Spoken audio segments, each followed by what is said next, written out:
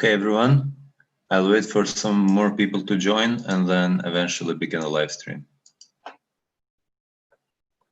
Okay, everyone, I'll wait for more people to join and then eventually begin a live stream.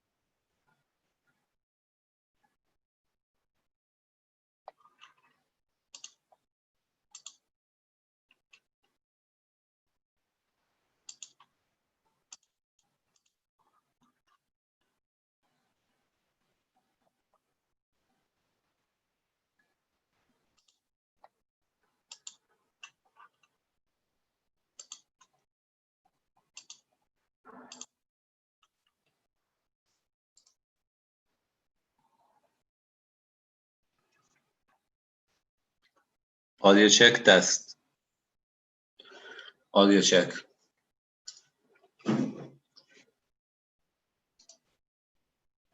Check test. Audio check.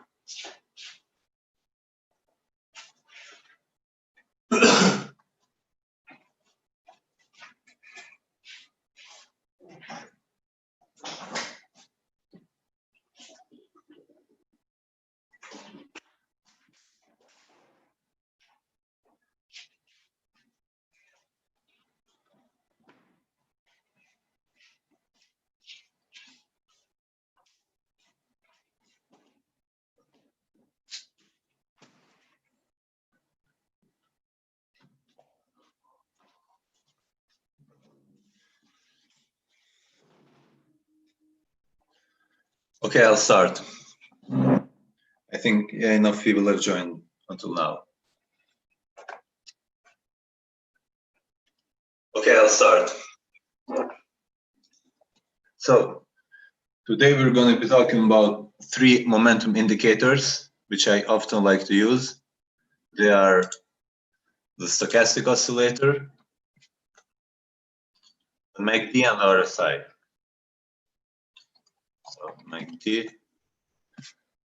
I'll write stock first because I'm going to talk about stock initially.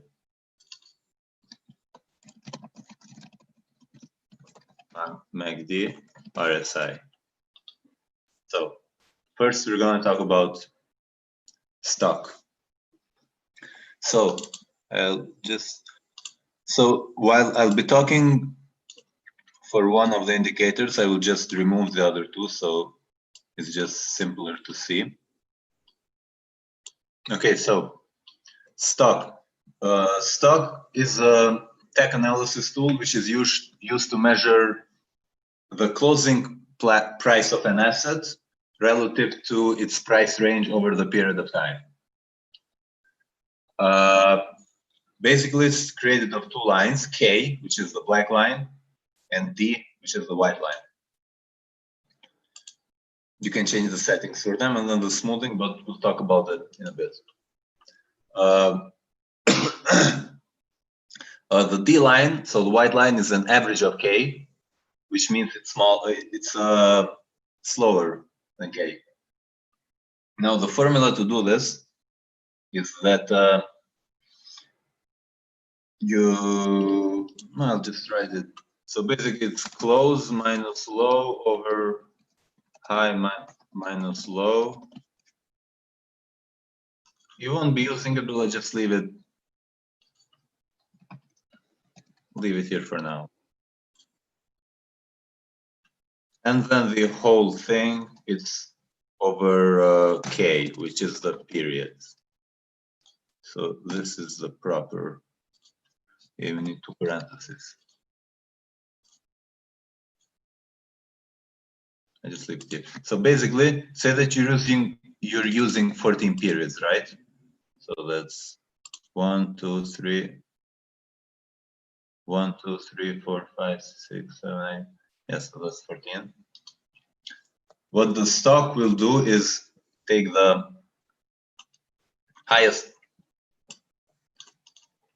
last close. So here, this value to take this close minus the low, which is here, over the high minus the low times 14. So obviously we get a relatively high value for K.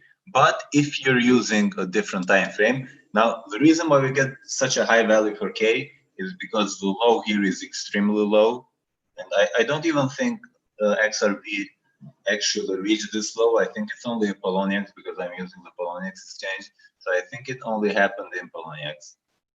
If you were to use, say, this 14 time period, now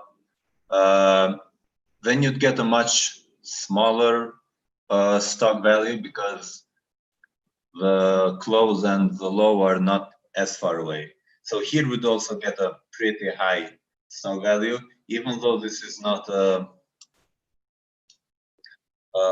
very high close, but because of the slow here, which is included in the calculation, the stock is high.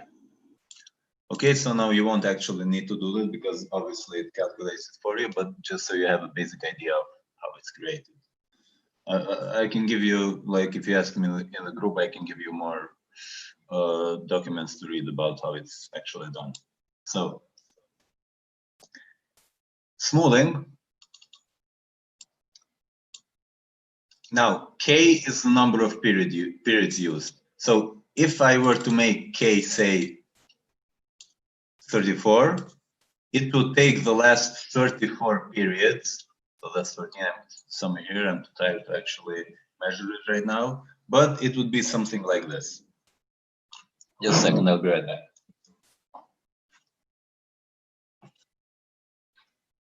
Okay, so yeah, basically the more you increase the K value, obviously, the more you will smooth the line, so to speak.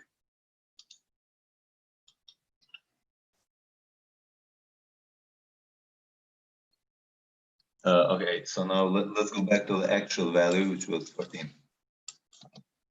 Now, D is the average of K. So the white line is the average of the black line. So obviously it's smoother than that. It moves slower. And smoothing means you smooth the K furthermore. So if you increase the smoothing value, then K becomes an average of itself. And then D becomes an average of the average of K. So yeah, basically, they all become much smoother. Like if I were to make this 50, yeah, they barely differ from each other. I like to use these values. You can change them. Now, the stochastic oscillator, many people confuse it with the stochastic RSI, but it's different. Mostly because while the RSI tracks overbought and oversold levels by measuring the velocity of price movement, this stochastic oscillator uses the price close relative to the highs and its lows. Basically, the RSI is more useful for trending markets and for divergences, but we'll get to those in a bit. While stock is best to determine changes in trend. So yeah, basically by comparing the current price to the range over time, it reflects the consistency in which the price closes near at its recent highs or lows. Now, okay, I only use stock for one thing and in longer term time frames. In this case, the daily. So the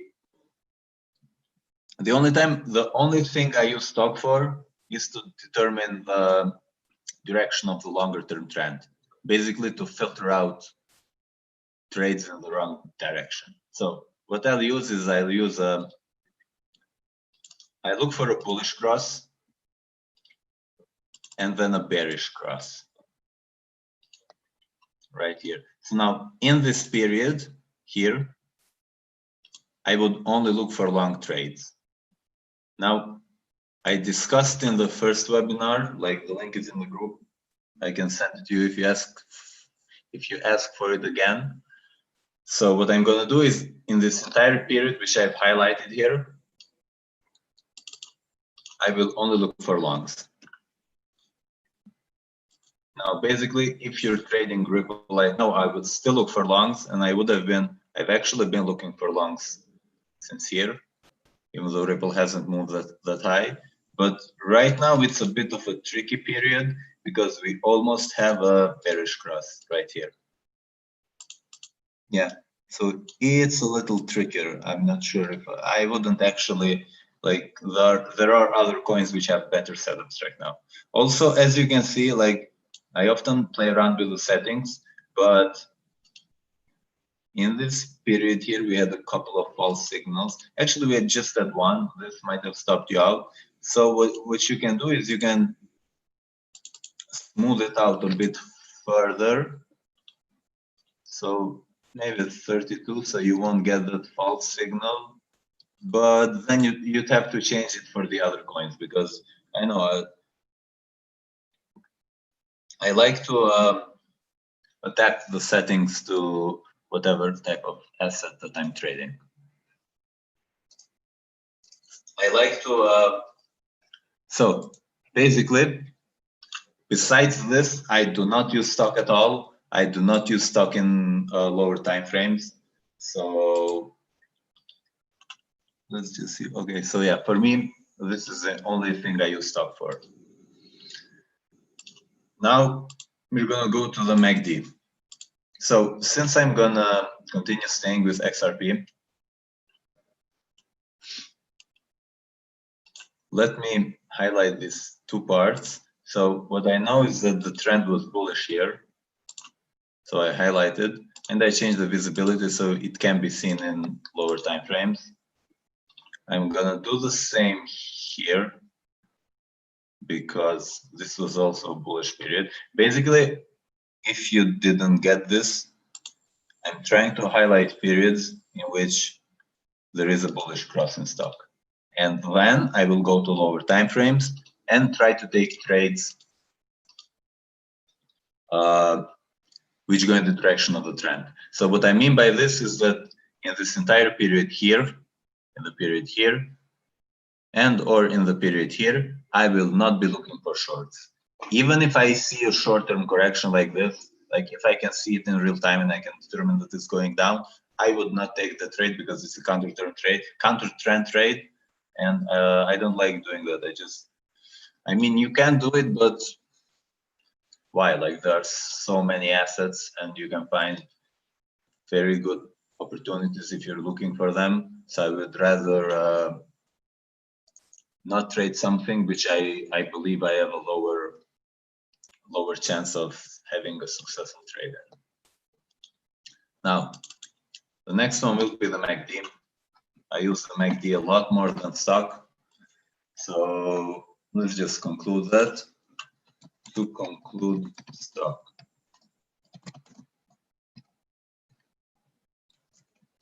I only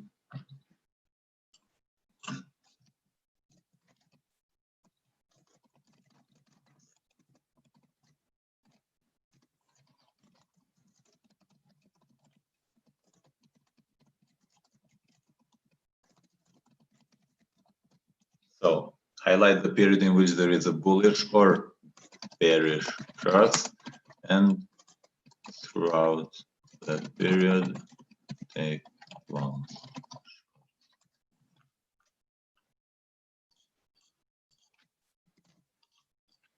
So yeah, that's it basically. I will delete this in a bit, but just so you have an idea of what I do with stock. You can do this with the stochastic RSI also, or maybe use moving averages, but the MACD does that, so I don't like using moving averages for that.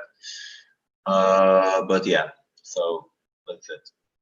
Now we're gonna look at the MACD and mostly in these 3 periods. I'm gonna leave them highlighted. I'll just make the color a tad bit weaker, so it doesn't interfere with everything else, but yeah, I'll leave it like this.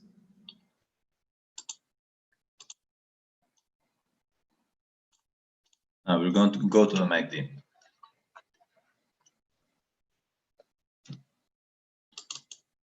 So we remove the stock. I've changed the values for the, okay, now I remove the signal line. I'll get there eventually, but for now I leave all 3 of them in the same chart. So the MACD, there are 3 main methods to use the MACD. Basically, you can use crosses, which is what I do. Divergences. I don't often do this, but you can. And oversold conditions. I never do the third one because I use the RSI for that, but again, we'll eventually get to that. Now, first, just see let's just see how the MACD is created. Now, as you can see, there are 2 lines in the MACD. The MACD line, which is a black one, and the signal line, which is a white one. Similar to stock, the signal line, so the white one, is slower than the black one, than the MACD line, because it's an exponential moving average of that. So the signal line is a 24-day moving average of the 24 period, sorry, moving average of the MACD line. Now, how the MACD is created? I'll remove the histogram. Now the histogram measures the difference between the lines. So when the fast line, the MACD line, is above the slow line, the signal line, the histogram is positive. And the histogram measures the difference between the 2. So when they are closer to each other, the histogram decreases. But when they are further away from each other, it increases. When the MACD line is below the signal line, the histogram is negative. And again, even when it's below the line, it measures the difference between the 2. Okay, for now, I'll just leave the MACD line here. Now, you don't have to do this, but okay, so first of all, let's the 0 line. So you can see in the input that you have the fast line and the slow line. Basically, what the MACD is, it the MACD line outlines the difference between it subtracts the slow line from the fast line. So slow is 50, fast is 21, MACD line is 21 minus 50.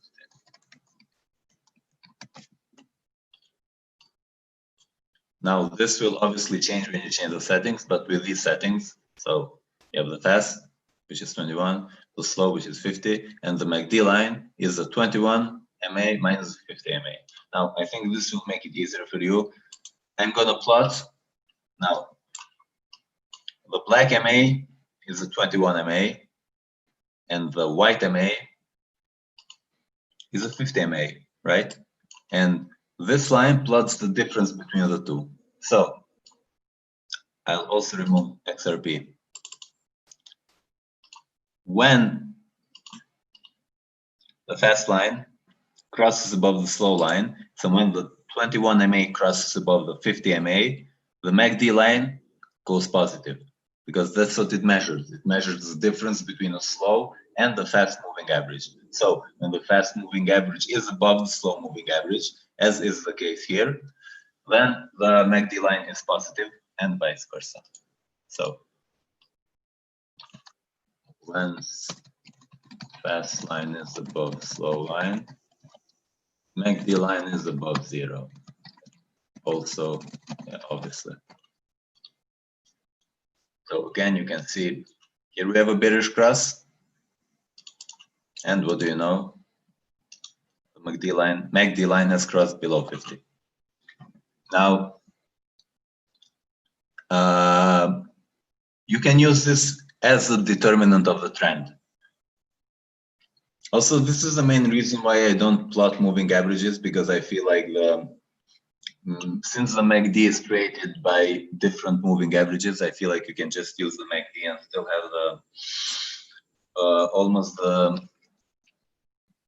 the same information that you would have if you had actually graphed moving averages.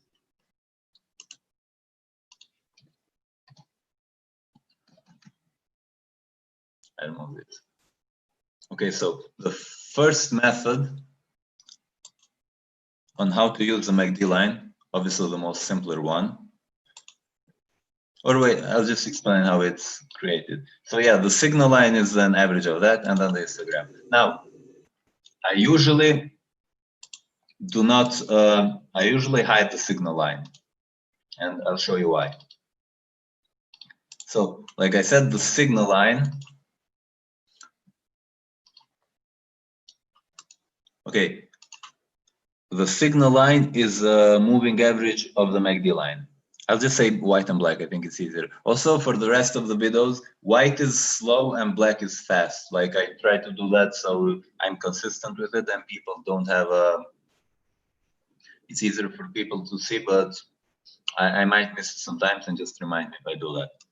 So, like I said in the beginning, the histogram measures the position of the black line relative to the white line. So basically, when the histogram is positive,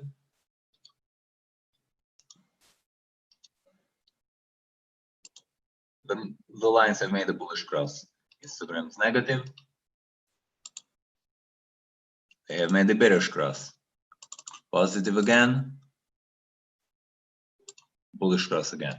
Now, plus the histogram better visualizes the difference between the lines. So when you have a relatively large histogram, you know that the difference between the lines is large, right? Now, let's just visualize everything without the signal line. Now, basically, I just go back so it's something that we don't remember, right? So here, we will have a bullish cross with a signal line. Here, we will have a bearish cross.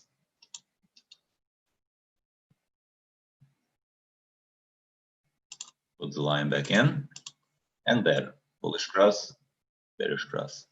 It's at the same place, but it's still bearish cross. Again,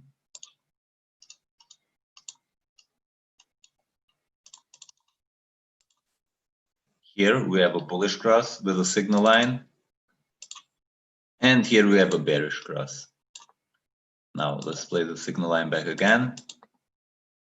Bullish cross right here, as you can see. Almost gets a bearish cross, but gets rejected because the histogram did not turn negative. And now here we have a bearish cross. So basically, I feel that by just using the signal line and the histogram,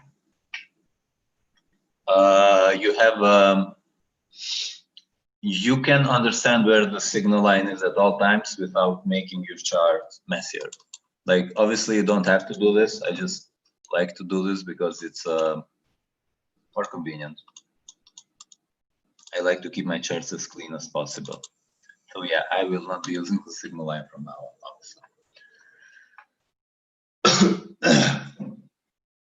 So one of the ways to trade with a MACD is to, when the signal line and so the highlighted, if we're not using stock, there are two ways you can do this. So the first would be to just check where a bullish cross began, right? So we have a bullish cross here. Because the histogram turned positive. So this is a sign that the trend is bullish. And then when the MACD line crosses above 0, it means that the moving averages have made another cross. So you would have another strong buy sign here. Again, this did not work out well at all. I don't only use the MACD to do it, but we'll get there eventually. So yeah, one of the ways to use it would be crosses. The other way to use it would be divergences. Now, there are two types of divergences. The first is the divergence between the line, and the second is between the histogram. They both have their merits, but okay, divergences.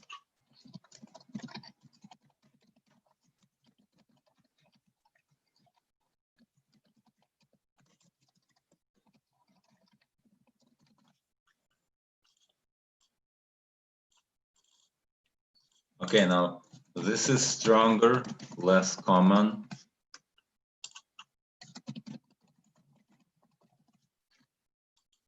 Yeah, basically that's it. So what I obviously like to do the most is try to identify conditions in which both of these divergences are present, right? And one of these conditions, you can see it right here. So I'm assuming everyone here knows what divergences are. So divergence is when, but I'll say it anyways. Divergence is when price creates a higher high and the indicator creates a higher low. Vice versa when this is bearish. Now there are two types of divergences, but I'll get to that in a bit. So divergence is when the price creates a higher high, sorry.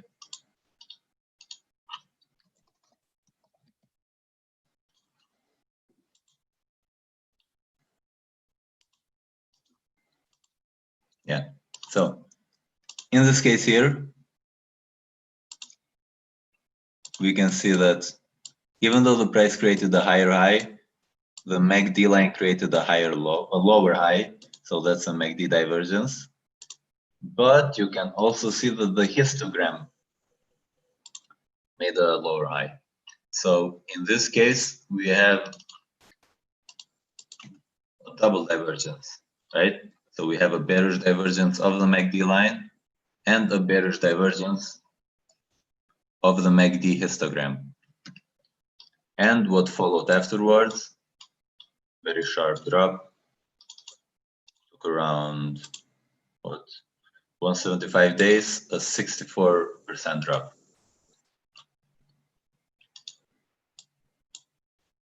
Now I'll leave that.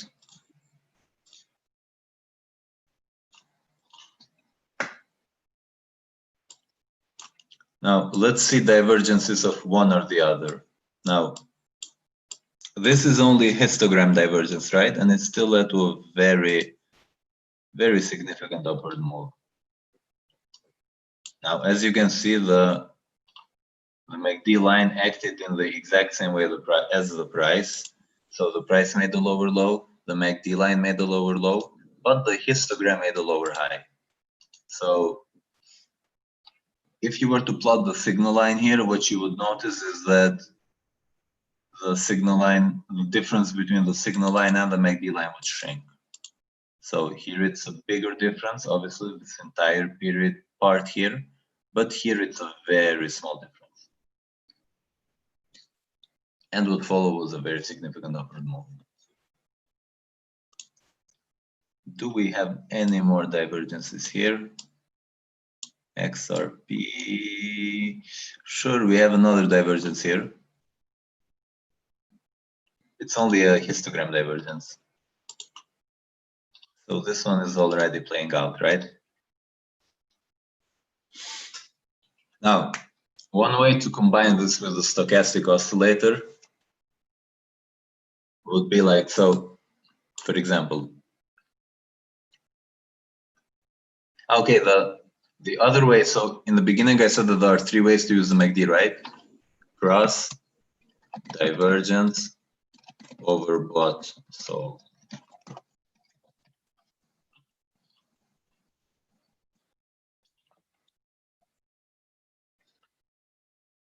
So we have this highlighted period right here in green, in which the stochastic oscillator has made a bullish cross. So if you're doing a cross, you have a bullish cross here, and then the MACD signal line crosses above zero here. There are two types of crosses. The first one is a bullish cross between black and white line. The second one is a cross of the black line above zero. Again, black MACD line, white signal line. So right here at this, on July 17th, in the daily time frame, you have a bullish cross in the stochastic oscillator, which has been going on for more than almost a month actually. You have a bullish cross of the MACD lines and signal lines, and then you have a cross of the MACD line above zero. So basically right here you have three very strong bullish signs in the daily time frame. And what followed afterwards, very significant upward movement, about 80%.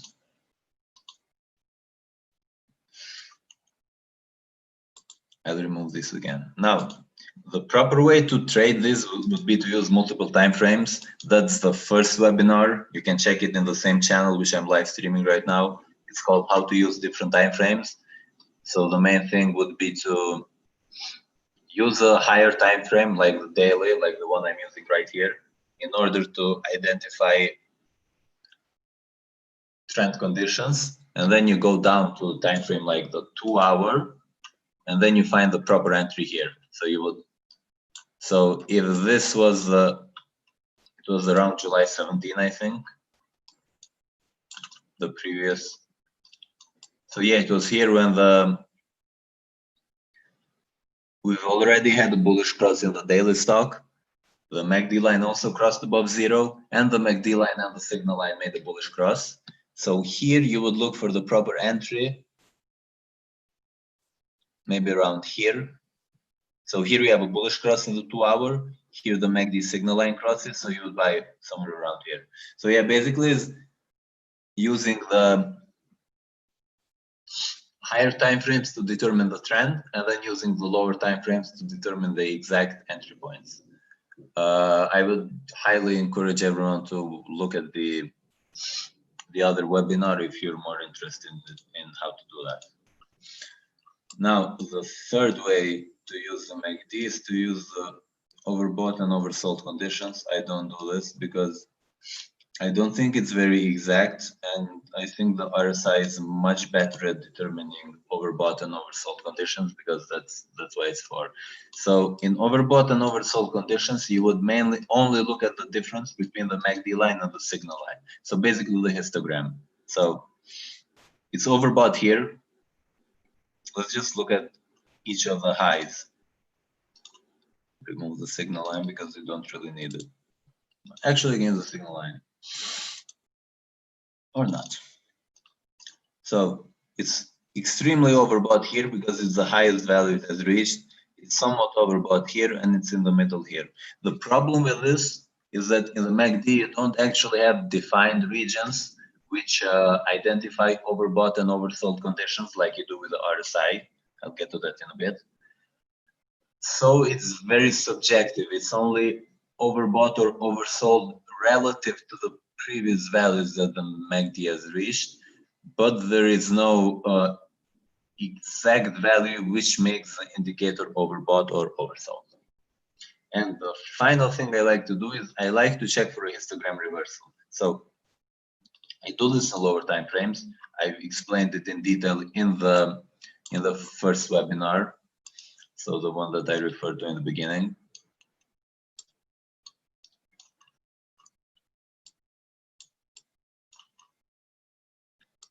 So basically what I like to do is I like to see what the difference between the MACD line and the signal line gets closer, right? So right here, when you're trying to see a trend reversal, again, the other conditions have to be in place. So all the daily readings have to be in place for me to take this trade. So it would be here. But what I like with this is that it gives me confirming price action. So here I see a bullish reversal in place. Basically, I consider a bullish reversal 3 consecutive higher momentum bars. But if this is the candlestick that made the reversal, which is right here, 3 consecutive higher bar closes would be the confirmation of the signal, but the trigger would be a price close above the close of the original candle. So let me go through that again. Reversal is 3 consecutive candlesticks, so that's 1, 2, 3. But a trigger is a price close above the original high, which was right here. What I like about this is that while the indicator is giving me a sign that the trend is turning bullish, the higher price is confirming that by moving higher, obviously. Okay, so now we'll go to the final one, the RSI. I'll just clean the chart. I'll conclude the MACD actually, sorry.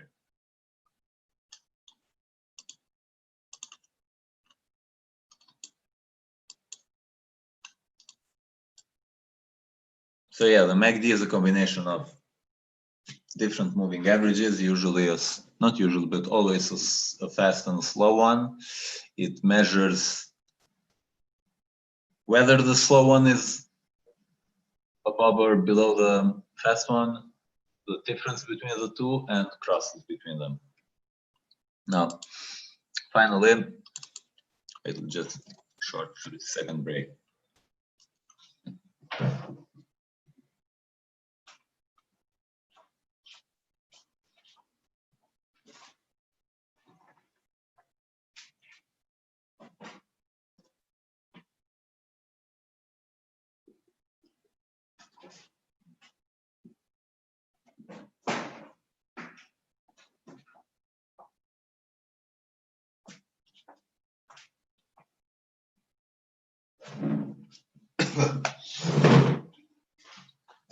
Okay.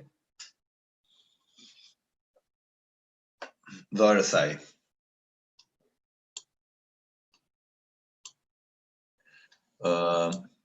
Again, 3 ways to use the RSI.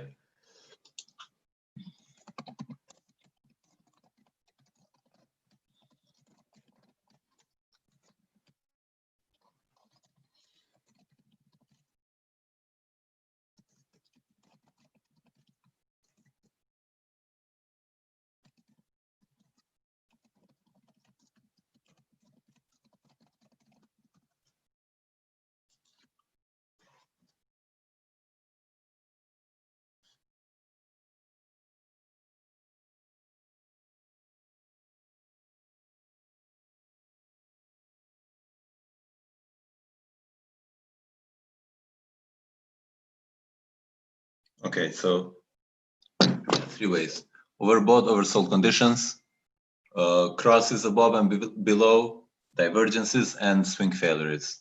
Swing failures are a sort of advanced divergence. We'll get to that in the end. If I had to pick only one thing, I would say that RSI divergences are the strongest signal given by stock, the MACD, and RSI. So if you want to trade one of the subtopics of one indicator only, I would suggest doing RSI divergences. So RSI, I'll stay with XRP. Now we hide the MACD.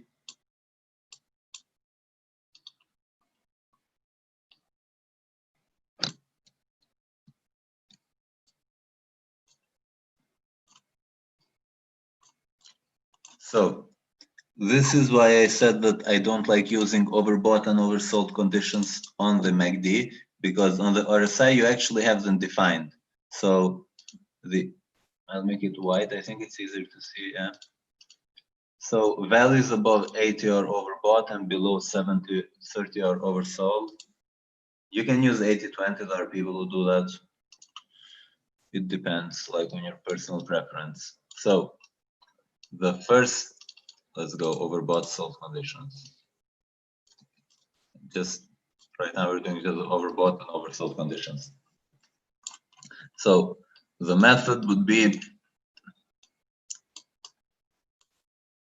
not be just buying each time when it's overbought or oversold, because obviously like it can't stay overbought and sold for a long time, but it would be to buy each time the price crosses from overbought to normal territory and vice versa. So it would be to sell each time the price crosses. So it's overbought here, right? Right here, and it stays overbought for a pretty decent period of time, and then right here it crosses. So this would be your sell signal instead of every time selling every time it goes to overbought, because obviously when it's overbought it can stay that way for a while. So like I said, I like confirming price action. So whenever the RSI crosses below 70, that would be your sell signal right there, if you're just doing overbought, oversold conditions. So this would be right here. The opposite would be buying here. So you have it oversold here, you buy here. Actually, you would have bought here initially, then sold here, then bought here again. So the first one would be a phase signal. So if you are trading solely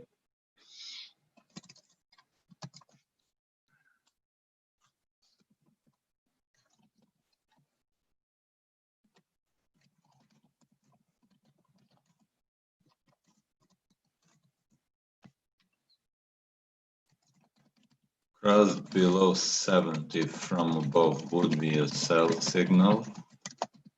Cross above 30 from below. Leave it here. I'll just allow for some time so you can read it.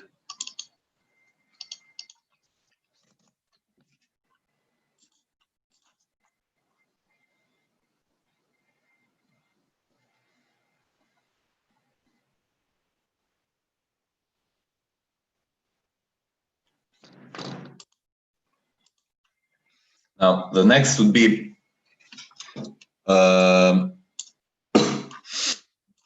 crosses, midpoint crosses. So yeah, oversold is done. Now, you can use the MACD midpoint, the RSI midpoint line. It's Alt H on TradingView. Then you go here and you change the coordinates to 50 and you get the exact midpoint line. Now I'll remove these because I'll just make them gray. So the midpoint line shows it indicates whether the trend is bullish or bearish. By this, you can see how often the trend line crosses above and below 50 and indicates periods of consolidation. By that, what I mean is that, for example, in this entire period here, so that's our RSI here, and it crossed below 50. So in this entire period here, the trend was bearish, right? So it's similar to stock in this regard. If you don't want to use a stochastic oscillator, you can use this. So you can just use the midpoint line of the RSI in order to determine if the trend is bullish or bearish. Now, there are several fake outs here, here, but the RSI fell below shortly afterwards, and you can tell just by the power like that this is broken. So basically these are fake breakouts. If you're a pattern trader, you know what fake breakouts are. So these are fake breakouts. While over here we have an actual breakout, and the RSI actually went to overbought levels shortly afterwards. So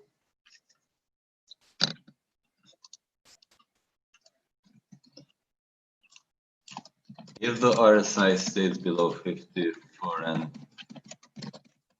time, the trend is bearish.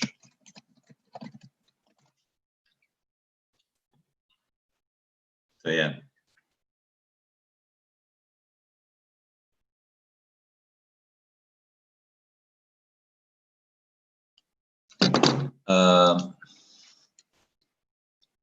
Again, the same thing. If the trend is bullish, I can't find any periods. So RSI has been, the XRP has been mostly bearish actually when I look at it. Maybe bullish here, but not really. Now, the other thing you can determine with RSI is that there are periods in which the RSI goes above and below 50 freely. Like this is especially more noticeable in lower time frames. So basically this, right? You have 1, 2, 3, 4, 5, 6, 7, 8, 9, 10 crosses above and below 50. So what you can tell here is that this is a choppy market, meaning it does not have a clear trend direction. In this case, I think it's a correction because it's perfectly contained within this channel, and slow choppy movement inside the channel is corrective. I explained that in another webinar, in the fourth one, which deals with elliott waves and the Kennedy channeling techniques. So if you haven't seen that, I would also encourage you to go and see that. But so yeah, the break here below, which also indicates a break below the channel trend line, indicates that the choppy period has ended. So now the trend is clear and it's bearish. Now, so yeah, that's how you use the midpoint line. And now you can also draw patterns in the RSI actually, but I don't really do that. So again, if you're a pattern trader, you know how to draw patterns. So say that you do a trend line right here. So you have a descending resistance line, and then when the resistance line is broken, the trend is also broken. I don't like doing this, but you can. And now we'll go to the divergences. First of all, there are two types of divergences. We have regular and hidden divergences. Now, bullish divergences deal with lows. Bearish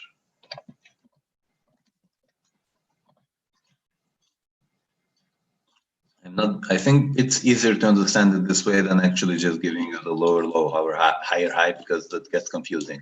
So we'll do bullish divergences first. Okay, let me just find a couple of bullish divergences here. Higher, lower. Okay, so for a hidden bullish divergence. A hidden bullish divergence is when the price makes, and one more thing, I should have said this in the beginning, but I forgot. All three of the MACD, stock, and RSI use closing values instead of wick. Actually, stock doesn't, but the MACD and RSI use closing values instead of wicks. So wicks aren't important. This is very useful when tracking divergences. If you want to properly track divergences and you're a beginner and you find it confusing with all the wick movements, you do this, right? So you go up and instead of candlesticks, you use a line because the line will completely ignore wicks and you have a much cleaner chart. So hidden bullish divergence, price makes, actually I said I wouldn't do this because it's confusing. Yeah. So basically it's this. So that's why I say bullish divergence deal with the lows and bearish divergences deal with the highs. So if you're seeing that the price has made a new low, either a lower low or a higher low, and the RSI has acted in the opposing manner, then it's a bullish divergence. But you're not sure if it's a hidden or regular divergence. So this here is, no, yeah, sorry, this is regular, yeah. I'm getting confused. Sorry, just a second.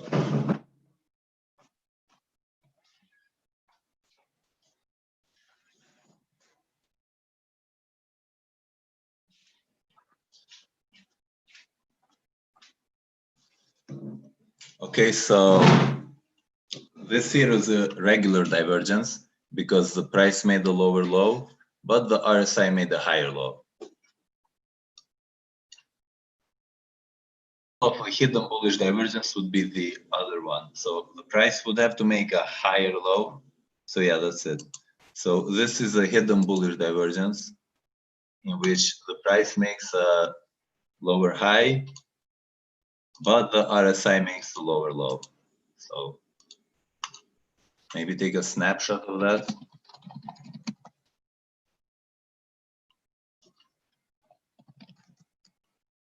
Again, if you want to really more easily track divergences, just switch to the line chart instead of the candlestick chart, and that's what you'll get. So basically, hidden is lower high, lower low, and regular is lower low, higher low. Basically, you can do the same thing with bearish divergences. Let's just find some of them. So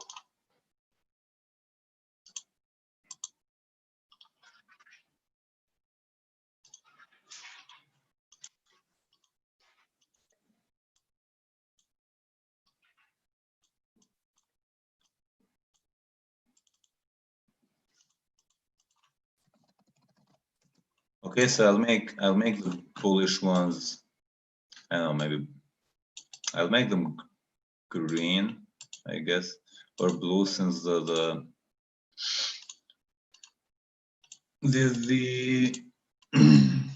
price line is green, and then we have a bearish divergence there.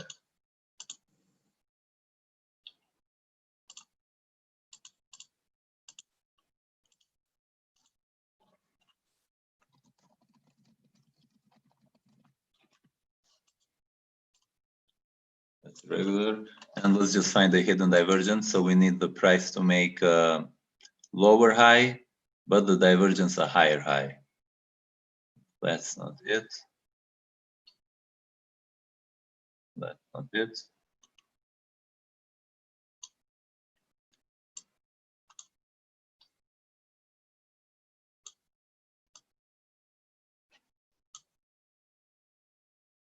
Okay, then just so you'll understand it, in the daily time frame, I wouldn't count this as a divergence because it's really far away from each other, but it basically would be this.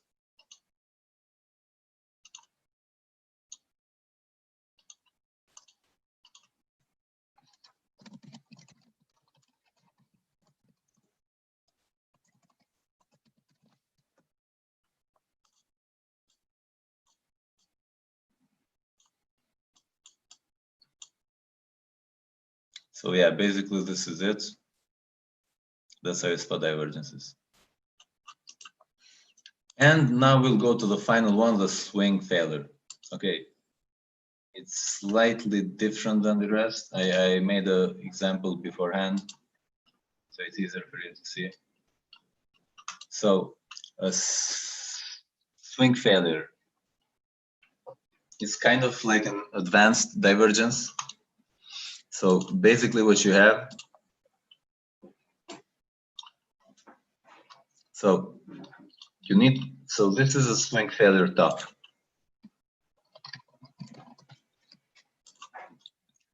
Basically the price makes a higher high and the RSI makes a lower high. So that's a bearish divergence. For a swing failure top to be confirmed, this divergence has to occur inside the overbought region first. So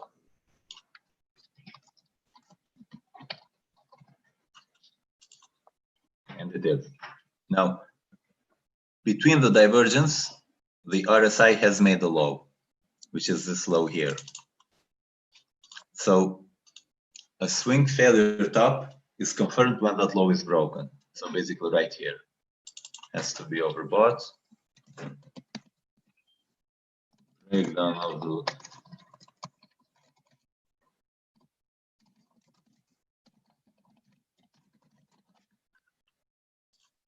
so yeah, you have divergence. This can also be understood as confirming action, like I said in the MACD examples, because you're expecting the price to drop and the price drops and it clears this low here.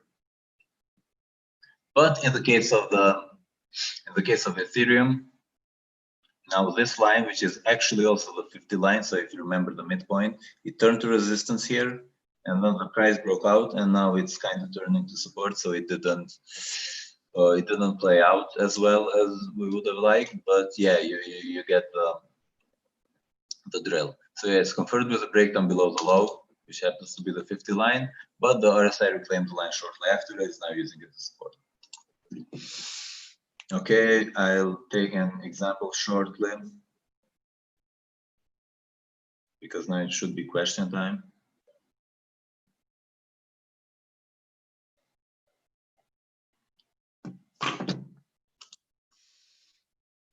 Okay, also for those in the regular group, I'll just give a sneak peek of the premium group. So yeah, that's where we shared it. We had the really yesterday. So if you're interested in the signal, format is this. Basically, we're several traders. We help everyone with TAs on questions which they like. With TAs on coins which they like. Basically, TA on request, Binance time frame, anything that you would like to, anything that you have questions on about trading, we in the premium group are right there to help you guys. Second.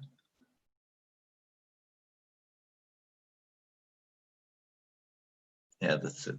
Maybe I'll try to find a swing failure bottom.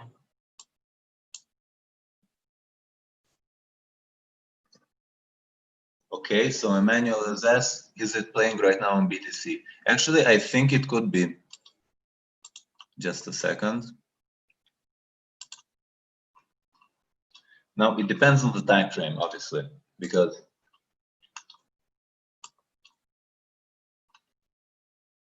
so did the 6 hour close? So in the 6 hour, yes. So we had this divergence here. And the price dropped. This was the low. So it was broken. And here, the swing failure bottom was confirmed. But what also happened here, and sometimes happened during swing failures, is that we also had the hidden bullish divergence, right? Here. So that somewhat invalidates it. This occurred because the price drop wasn't as significant. Because if we had seen a price drop to about here, then this would go like this would probably go lower, and it would not be a divergence. But as we have seen, the price actually made a higher low, and the RSI made a lower low, so that's a hidden bullish divergence. But again, in lower time frames, so maybe the 2 hour, I mean, we have a bearish divergence, but we don't have a swing failure. So yeah, if the RSI were to break down like this, that would be a swing failure confirmation. Yeah, 4 hour. Also, when you're using different time frames, like I like to use the same one, so I almost exclusively use the daily time frame and the 2 hour time frame. So one higher and one lower, because if you use every time frame like the 1 hour, 2, 3, 4, 6, and 12, then basically you can see what you want to see. Like if you look long enough, you can find a hidden bullish divergence in the 1 hour or 2 hour, which actually supports your bias. So what you actually want to happen, and instead of reading the market, right, you're just seeing what you want to see. But in the 4 hour, yeah, there's also a. This is why I'm wary on Bitcoin. Like I'm not full bullish on it actually, because I know there are multiple divergences, plus the 12 hour just confirmed the divergence. Okay, so yeah, in the 12 hour we have a completed swing failure low.